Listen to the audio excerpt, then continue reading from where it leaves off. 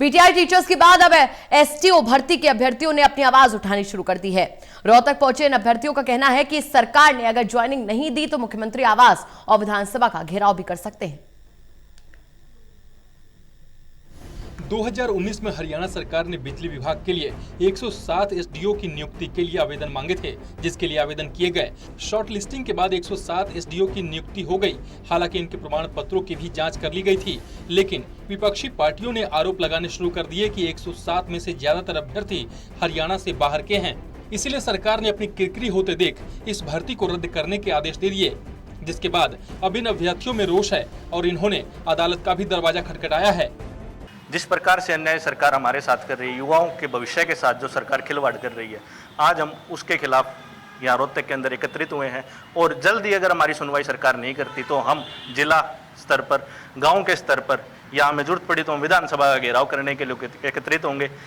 BTech के विद्यार्थी प्रदेश भर में कम से कम हर साल आप मान करके चलें कि 50,000 विद्यार्थी बीटेक के ग्रेजुएट होते हैं, जिसके भविष्य के साथ सरकार खिलवाड़ कर रही है। ना आगे की रूपरेखा सुनिश्चित कर रही है, ना बच्चों का जो पीछे जो बच्चों के साथ धोखाधड़ी, जिस प्रकार से एक राजनीतिक टूल बनाकर एसडीओ की भर्ती को कैंसिल कराने का काम जो सरकार ने किया है, आज हम उस सभी साथी उस चीज़ के खिलाफ एकत्रित हुए हैं और सरकार से मांग करती हैं जल्द से जल्द हरियाणा के युवाओं को उनका हक दिलाएं और अपनी जो एक क्रूर या कह सकते हैं जो कटाक्ष नीति है, जो हरियाणा में रोजगार खत्म करने की जो सरकार समय समय पर चाले चल रही है, उसको खत्म कर इन बच्चों को अपना हक दे। अगर ऐसा नहीं करते तो हम जल्द से जल्द विधानसभा या सीएम आवास का घेराव करने के लिए अपने जितने भी छात्र संगठन होंगे, जितनी भी हमसे जो भी मदद हो सकेगी, हम अपनी मदद कर एक सीएम आवास का घेराव की ओर एकत्रित होकर अपना आंदोलन जारी रखेंगे। इस मामले में अमित शेखावत और हिमांशु का कहना है कि सरकार इस भर्ती को लटकाए हुए है। हर साल हजारों छात्र बीटेक करके इस उम्मीद में होते हैं कि उन्हें रोजगार मिलेगा, लेकिन सरकार कोई नीति तय नहीं करके उनको बेरोजगारी की तरफ धकेल देती है।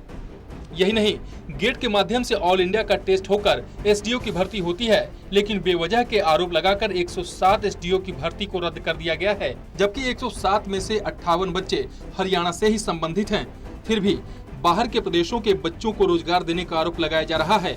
सरकार इस भर्ती को लेकर जल्दी फैसला ले और हरियाणा के अभ्यर्थियों को ज्वाइनिंग कराए, नहीं तो मुख्यमंत्री आवास या विधानसभा का घेराव करने को मजबूर होंगे और उन्हें एक बड़ा आंदोलन करना पड़ेगा। सर, सरकार नहीं मानती है तो हम लोग क्या करेंगे? तो सर, सरकार नहीं मानती है तो उसके एवज में तो हम सरकार से अपील ही कर सकते हैं सर, ठीक है? कोर्ट में जाएंगे या फिर कोर्ट में हम लोग जाएंगे और कोर्ट में हम लोग, हमारा जो केस है वो कोर्ट में चल भी रहा है, लेकिन वहाँ से भी कोई तारीख, जैसे 14 फरवरी के बाद हमारी कोई तारीख ही नहीं लगी है क्योंकि ये कोरोना हो गया था, उसकी वजह से कुछ नहीं।